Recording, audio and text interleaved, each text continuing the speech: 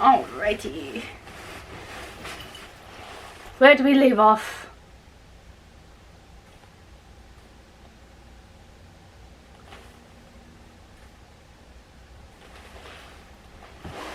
The celebrated but heartless and soulless diva made the most scandalous remarks about Christine and tried to cause her endless minor unpleasantness.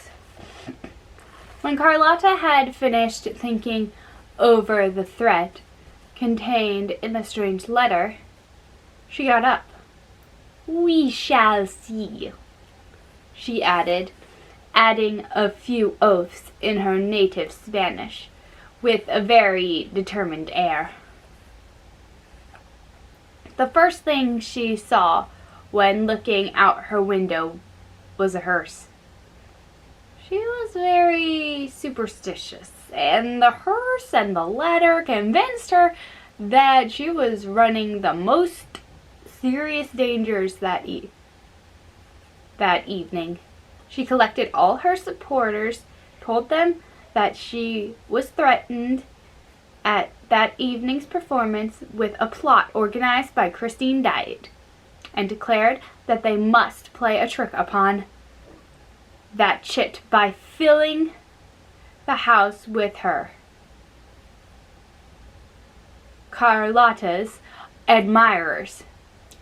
She had no lack of them, did she?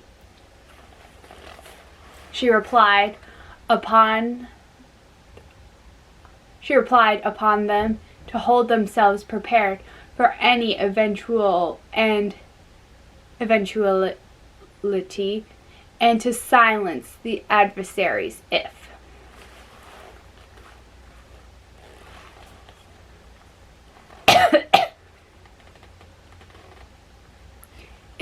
as she feared, they created a disturbance.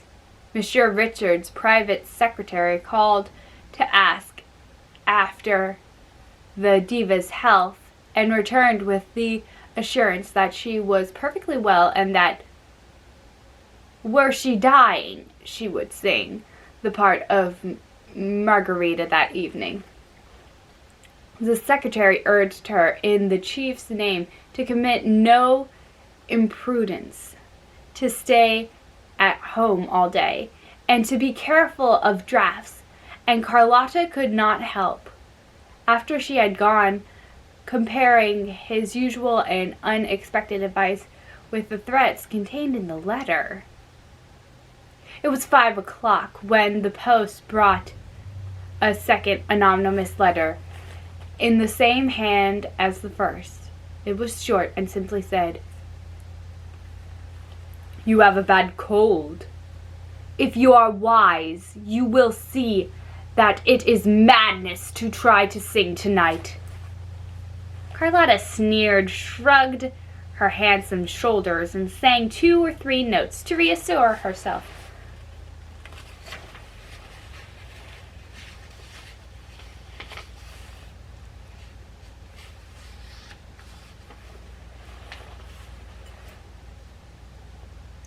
Her friends were faithful to their promise. They were all at the opera house that night, but looked around in vain for the fierce conspirators whom they were instructed to suppress. The only unusual thing was the persistence of Monsieur Richard and Monsieur Moncharming in box 5.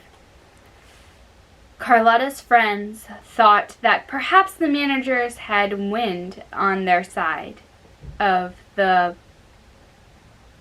proposed disturbance, and that they had determined to be in the house, so as to stop it then and there. But this was unjustifiable. This was unjustifiable superstition, as the reader knows. Yes, I do. Monsieur Richard and Monsieur Moncharming were thinking of nothing but their ghost. "Vain! In vain do I call through my Virgil weary on creation and its Lord. Never reply with break The silence dreary. No sign, no single word. The famous baritone, Carlos Fonte, had hardly finished Dr. Faust's first appeal to the powers of darkness when Monsieur Firmin Richard, who was sitting in the ghost's own chair, the front chair of the right, leaned over to his partner and asked him chaffily, "Well, has the ghost whispered a word in your ear yet?" "Wait, don't be in such a hurry," replied Monsieur Armand Moncharmin in the same gay tone. "The performance has only begun, and you know that the ghost does not usually come until the middle of the first act." The first act passed without incident, which did not surprise Carlotta's friends, because Margarita does not sing in this act. As for the managers, they looked at each other when the curtain fell. "That's one," said Moncharmin. "Yes, the ghost is late," said Firmin Richard. "It's not a bad house," said Moncharmin, "for a house with a curse on it." Monsieur Richard smiled and pointed to a fat, rather vulgar woman dressed in black, sitting in a stall in the middle of the auditorium with a man in a broadcloth frock coat on either side of her. "Who on earth are those?" asked Moncharmin. "Those, my dear fellow, are my concierges, her husband and her brother." "Did you give them tickets?" "I did. My concierge had never been to the opera. This is the first time. And as she is now going to come every night, I wanted her to have a good seat before spending her time showing other people theirs. Moncharmin asked,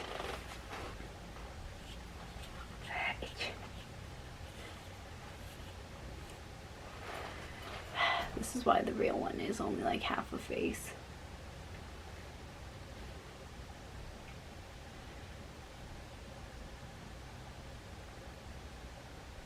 Let me see here.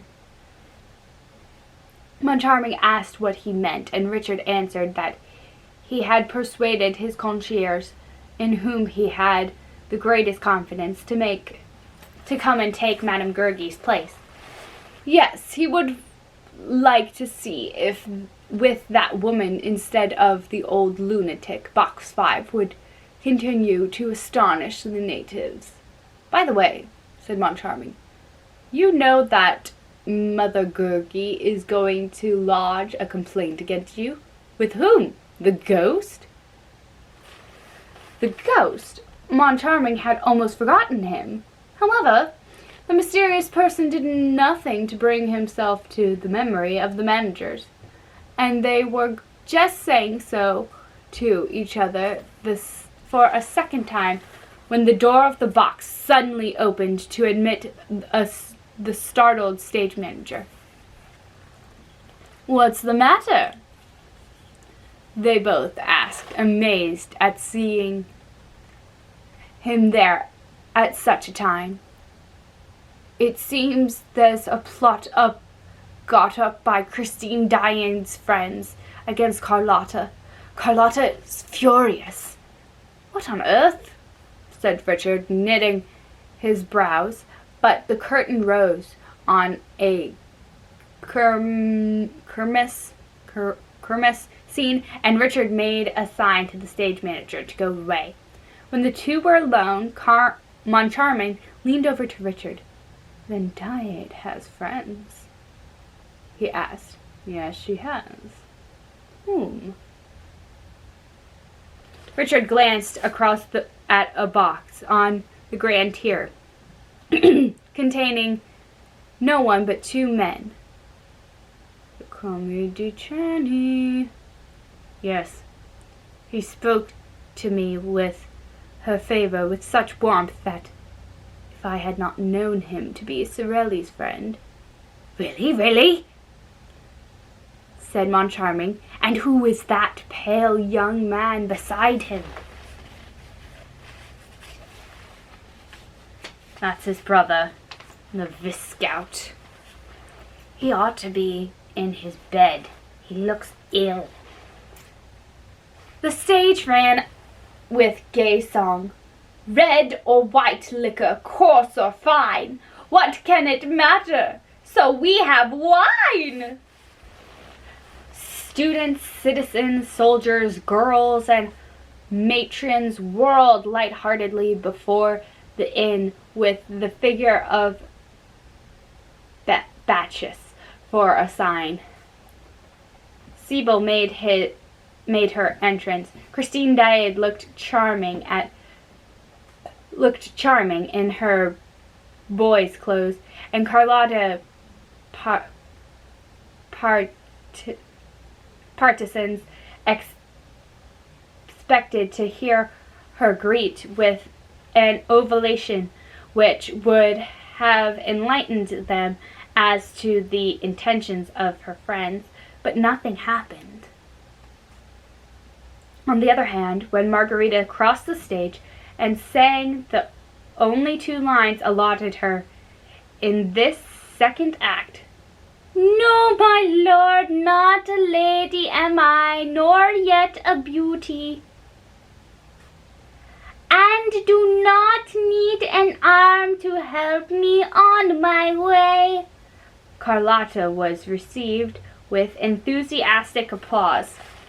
It was so unexpected and so uncalled for that those who knew nothing about the rumors looked at one another and asked what was happening. And this act also was finished without incident. Then everybody said, "Of course it'll be the next act."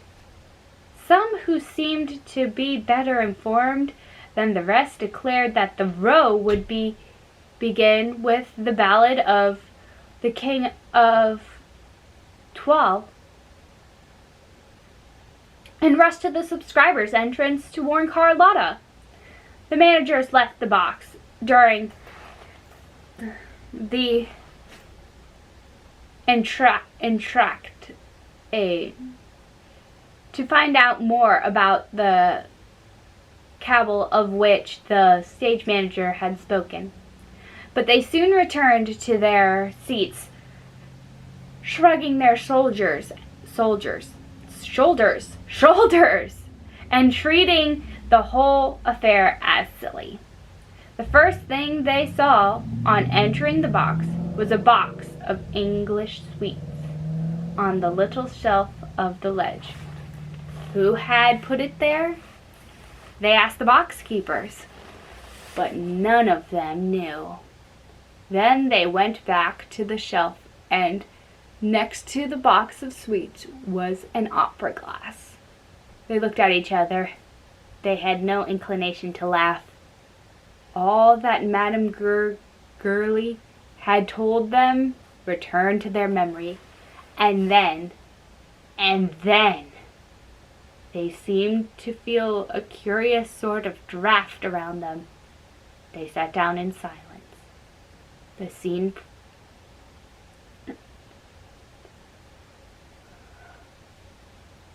represented Margarita's garden. "Gentle flowers in the dew, the message from me." As she sang these first two lines, with a bunch of roses and lilacs in her hand, Christine raised her head, saw the Vicomte de Chani in his box, and from that moment her voice seemed less sure, less crystal clear than usual. Something seemed to deaden and dull her singing. "What a queer girl she is," said one of Carlotta's friends in the stall almost aloud. The other day she was divine, and today she simply bleat. She has no experience, no training. Gentle flowers, lie ye there, and tell her from me. The Viscount put his head under his hands and wept. The Count behind him viciously gnawed his mustache, shrugging his shoulders, and frowned. For him, usually so cold and correct, to betray his inner feelings like that by outward signs, the Count must be very angry. He had seen his brother return from a rapid and mysterious journey in an alarming state of health, and an explanation that followed was unsatisfactory, and the Count asked Christine Daae for an appointment. She had the audacity to reply that she could not see either him or his brother.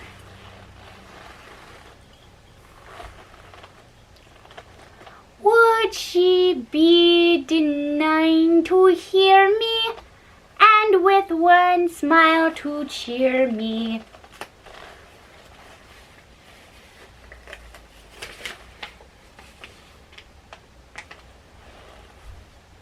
The little baggage, growled the Count, and he wondered what she wanted, what she was hoping for, what she was a virtuous girl.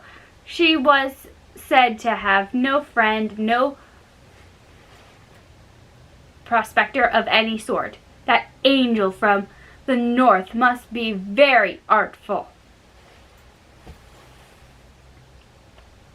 Raoul, behind the curtain of his hands that veiled his boyish tears, thought only of the letter which he received on his return to Paris, where Christine, fleeing from Perros like a thief in the night, had arrived before him. My dear little playfellow, you must have the courage not to see me again, not to speak to me again. If you love me just a little, do this for me, who will never forget you, my dear Raoul. My life depends on it. Your life depends on it. Your little Christine. Thunders of applause. Carlotta made her entrance. I wish I could, but no, who was he that addressed me? If he was noble, or at least what his name is.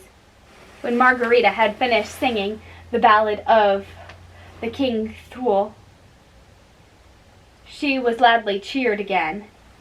When she came to the end of the jewel song, ah, the joy of past compare, these jewels bright to wear.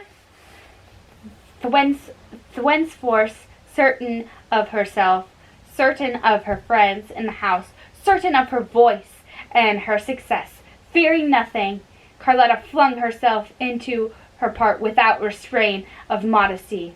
She was no longer Margarita. She was Carmen. She was applauded all the more, and her debut with Faust seemed about to bring her new success, when suddenly a terrible thing happened. Faust had knelt on one knee.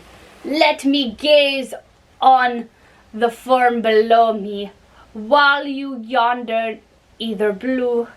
Look how the star, eve bright and tender, lingers me to love thy beauty too. And Margarita replied, oh, strange, like a spell, does the evening bind me, and deep languid charm I feel without alarm, with its melody enwind me, and all my heart subdued. At that moment, at the identical moment, the terrible thing happened. Carlotta croaked like a toad.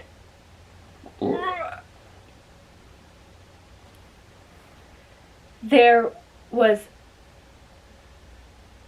consideration on Carlotta's face, and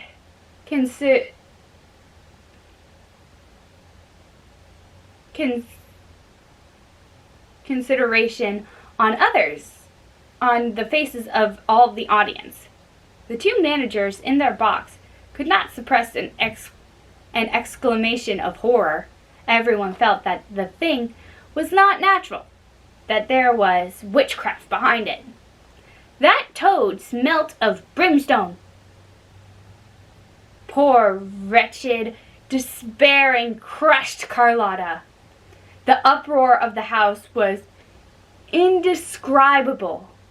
Excuse me. If the thing had happened to anyone but Carlotta, she would have been hooted. But everybody knew how perfect an instrument her voice was, and there was no display of anger, but only of horror and dismay. The sort of dismay which men would have felt if they had witnessed the catastrophe that broke the arms of the Venus de Milo. And even then they would have seen and understood. But here that toad was incomprehensible. So much so that after some seconds spent in asking herself if she had really heard that note, that sound, that infernal noise issue from her throat, she tried to persuade herself that it was not. So that she was the victim of an illusion of her ear, and not an act of treachery on the part of her voice. Meanwhile, in box 5, Moncharming and Richard had turned very pale. This extraordinary and inexplicable incident filled them with a dread which was the more mysterious in as much as for some little while they had fallen within the direct influence of the ghost.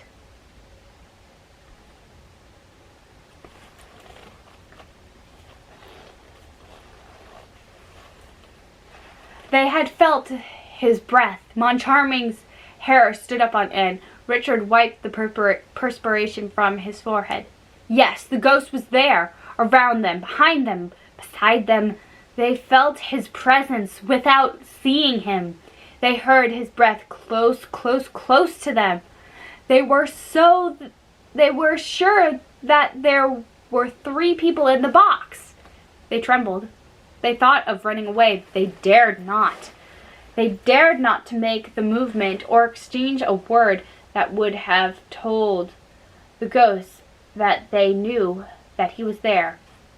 What was going to happen? This happened. Excuse me. Their joint exclamation of horror was heard all over the house. They felt that they were smarting under the ghost's attacks.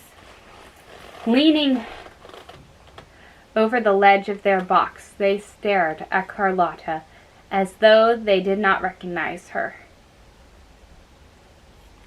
That infernal girl must have given the signal for some catastrophe. Ah, they were waiting for the catastrophe. The ghost had told them it would come. The house had a curse upon it. The 2 managers gasped and panted under the weight of the catastrophe. Richard's stifled voice was heard calling to Carlotta. "Well, go on." No, Carlotta did not go on. Bravely, heroically, she started afresh on the fatal line at the end of which the toad had appeared. An awful silence succeeded the uproar. Carlotta's voice alone once more filled the resounding house. I feel without alarm. The audience also felt, but not without alarm. I feel without alarm. I feel without alarm. With its melody entwined to me, and all my heart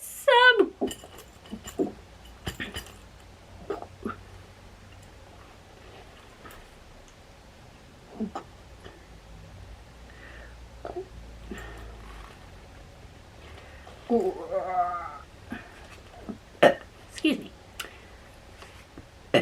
me. The toad also had started afresh. The house broke into a wild tumult. The two managers collapsed in their chairs and dared not even turn around. They had not the strength. The ghost was chuckling behind their backs. And at last they distinctly heard his voice in their right ears. The impossible voice, the mouthless voice. She is singing tonight to bring the chandelier down. With one accord, they raised their eyes to the ceiling and uttered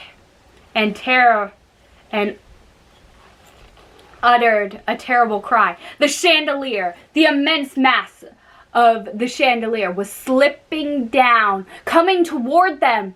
The call of that fiendish voice released from its hook. It plunged from the ceiling and came smashing into the middle of the stalls. Amid 1,000 shouts of terror, a wild rush of the doors followed. The papers of the day state that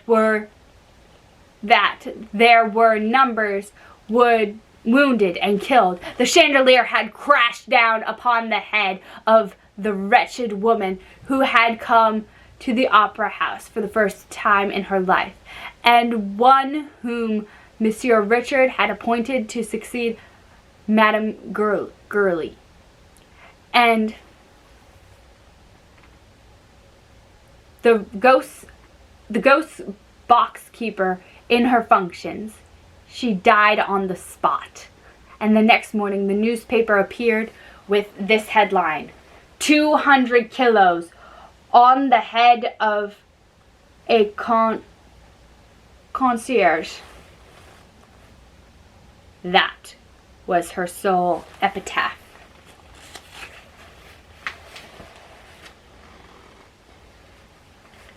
Chapter 8.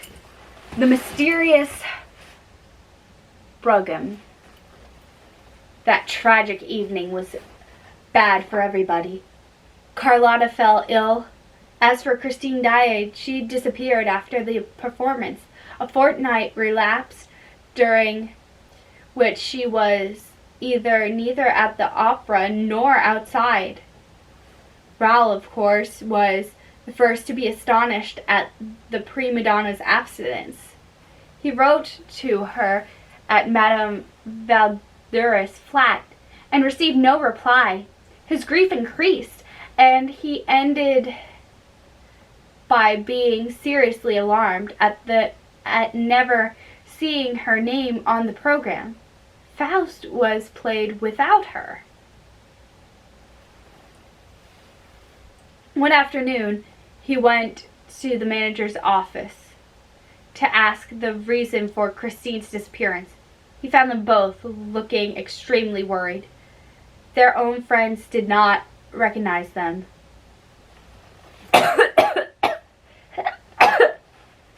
They had lost all their gaiety and spirits. They were seen crossing the stage with hanging heads, careworn brown brows, pale cheeks,